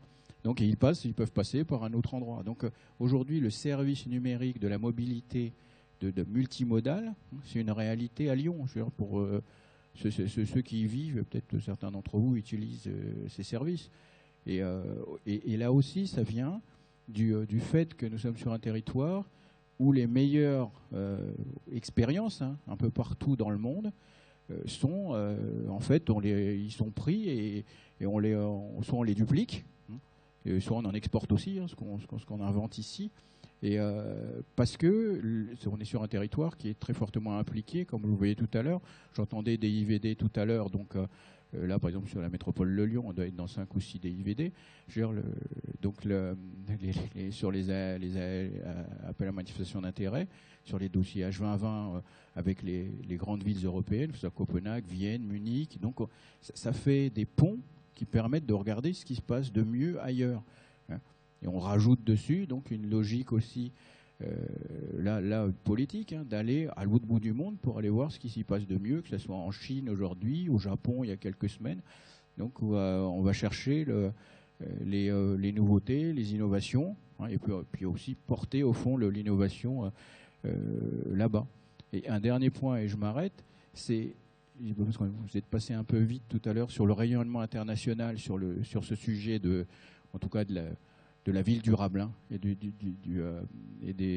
la ville smart. Il faut juste avoir un chiffre en tête concernant les réseaux intelligents. Le marché des smart grids dans le monde, c'est 30 milliards d'euros aujourd'hui. On considère que c'est la communauté européenne, donc considère que le marché français dans les smart grids, les entreprises françaises, c'est 6 milliards d'euros aujourd'hui. Donc c'est un relais de croissance extraordinaire pour les entreprises françaises. Donc il y a une excellence française qui est en train de se mettre en place, une filière, et ce rayonnement international est vraiment très important, pas simplement pour l'opérateur de réseau que nous sommes, mais pour l'industrie française. Il y a une place à prendre. Si nous ne la prenons pas, c'est les autres qui la prendront. C'est des Chinois, c'est des Japonais, les Américains montent aussi en puissance. Oui, la Corée aussi qui était très bien placée sur un certain nombre de thématiques aujourd'hui. D'accord, merci. Oui, Virginie, vous vouliez rajouter quelque chose? Puis après, je vous demanderai à chacun, à tous les 5, un petit mot ou un vœu, peut-être plutôt sur qu'est-ce qui nous manque ou qu'est-ce qu'il faudrait qu'on fasse en 3-4 mots pour faire avancer un peu plus vite cette ville durable, cette ville désirable que l'on attend tous. Oui, moi, ce qui me gêne quand on met en exergue une thématique, comme par exemple la mobilité, c'est qu'on n'est plus dans l'approche globale. Or, il me semble que le changement de paradigme, et c'est lié donc à la contrainte environnementale, mais aussi pour les collectivités, à des contraintes financières très fortes. Et pourquoi on s'intéresse à l'usager, au fond? Est-ce que c'est par bienveillance? Certes, peut-être par éthique, Mais il y a aussi cette question qui me semble très importante, c'est qu'on n'appréhende plus l'urbanisme du côté de l'aménageur, de l'infrastructure, ce que vous disiez, du bâti. On se dit que l'usager est lui-même porteur de la donnée. Et le numérique, il nous apporte cette chance, enfin, cet outil, cette opportunité de partir des habitudes du citoyen et de sa demande de la ville, de sa demande de service à la ville, et construire, adapter nos services, les faire évoluer, les services techniques en interne. Enfin, moi, je suis dans le concret. C'est ça aussi, c'est de voir comment on peut répondre à cette demande-là. Et je pense que c'est ça qui a changé. Enfin, moi, j'ai 10 ans d'expérience dans les collectivités. Avant, j'étais dans le privé, mais c'est ça qui me semble-t-il, a changé la donne aujourd'hui. Merci. Alors, est-ce que un petit mot pour chacun d'entre vous, en 2-3 mots, là, qu'est-ce qui nous manque? Est-ce que vous avez un vœu ou qu'est-ce qui nous manquerait pour qu'on arrive à construire cette ville durable et désirable? Gilles. Même si je suis d'accord, évidemment, entendu tout à l'heure sur la vision globale, je crois que je parlais de mobilité parce que je pense que c'est un sujet à travailler en urgence. Je pense qu'il faut rapprocher totalement dans cette affaire les opérateurs de la communication, des outils de communication, des opérateurs d'énergie et le gestionnaire de l'urbanisme. Moi, je suis totalement énervé qu'en France, on ait fait 2 agences. Je pense que ça devrait être la même agence qui gère la distribution de connexion et la distribution d'énergie. Parce que maintenant, il faut faire collaborer tout ça. Et encore une fois, quand on est néo-nomade dans la ville, on a aujourd'hui presque plus de problèmes à trouver de l'énergie pour son vélo électrique, pour recharger son téléphone portable ou son ordinateur. Et donc, c'est important que toutes ces informations d'accès à l'énergie, moi, je vous ai montré tout à l'heure une cartouche d'hydrogène, ce sera peut-être un petit bout de la solution, peu importe. Mais en tout cas, il faut rajouter ça. Et là, il faut que les villes, d'ailleurs, qui sont souvent propriétaires des réseaux d'énergie, on l'oublie quelquefois, fassent ce rapprochement permanent pour réellement qu'on ait cette information effectivement au service de l'usager. Pardon si je suis resté dans ce petit espace-là, mais je pense qu'il est extrêmement moteur pour embarquer les gens dans la ville durable. C'est dans l'espace public et donc dans l'accès de services qu'on peut les faire bouger. Merci. Virginie. Le vœu pieux, déverrouiller le juridique pour nous permettre de travailler avec des gens qui ont la compétence, puisque nous, collectivités, nous ne sommes pas tout puissants. Vous trouvez qu'on a trop de réglementation en France? Vous trouvez qu'on a trop de réglementation, peut-être? Patrick, allez, un petit mot. Alors, un vœu pieux ou un sparadrap que vous voulez, qui vous gêne, ou un vœu pieux plutôt sur la ville durable? Je pense que le facteur clé de succès, vraiment, c'est que l'ensemble de l'écosystème, ceux qui la composent, acceptent pour chacun dans son domaine de ne pas tout savoir. C'est-à-dire que nous, par exemple, qui sommes des opérateurs qui avons une culture plutôt d'ingénieurs, il faut que nous acceptions, nous, vraiment, que l'ensemble de l'écosystème peut nous apporter énormément. Et c'est la réalité ici à Lyon avec l'ensemble des expérimentations qu'on a pu mener. Donc ça, c'est le premier point. Et c'est valable pour tous les opérateurs et tous ceux qui s'engagent dans cette démarche. Il faut partir avec une logique très transparente et très ouverte. Et pas être sur des piliers et c'est très compliqué après de travailler ensemble. Et je pense que le deuxième point, c'est de partir du besoin des usagers. C'est-à-dire qu'il y a une réalité, il y a un besoin derrière, que ce ne soit pas des logiques d'expérimentation pour expérimenter, parce que au fond, la technique, on peut aller très très loin, la technologie, on peut aller très très loin, avec le numérique, on peut encore aller beaucoup beaucoup plus loin. Donc il faut regarder quel est l'objectif commun qu'on veut se fixer et travailler ensemble sur cet objectif commun-là. Merci. Anne, un petit mot? C'est bien difficile de trouver les vœux pieux après tout ça. Moi, je pense que mes vœux pieux recoupent un peu ce qui était dit auparavant. J'en ai 2. Tant pis, j'en ai 2. Le premier, c'est qu'on ait une vision commune de qu'est-ce que c'est que la Smart City, parce que pour l'instant, quelquefois, on est vraiment sur des longueurs d'onde différentes. Donc, qu'on se dise ensemble vers quelle ville est-ce qu'on veut aller, en fait. Donc ça, c'est le premier vœu pieux. Et ensuite, tout ce qui est autour du quelque chose, donc co-construire, collaborer, mais pas seulement collaborer entre collectivités locales et entreprises. En fait, c'est le 4P, si je veux dire, partenariat public, privé, population, et quelles que soient les formes de cette collaboration, mais je pense qu'on n'y arrivera pas si on ne travaille pas tous ensemble vers un but commun. Brigitte, ce sera le mot de la fin. Oui, je pense que il faut qu'on sache travailler en réseau, et c'est pas inné. Donc, ce travail en réseau, collectivité, entreprise, citoyens, l'État et aussi les autres plus lointains se heurtent quand même à beaucoup de freins dans les logiques juridiques, mais aussi dans les logiques d'organisation. Et donc, il faut vraiment qu'on sache dépasser ces logiques pour travailler en réseau. Et puis, je pense qu'il faut savoir aussi accueillir les initiatives. Et pour pouvoir accueillir des initiatives, il faut vraiment avoir une stratégie, une vision de là où on veut aller. C'est seulement qu'on peut les accueillir intelligemment.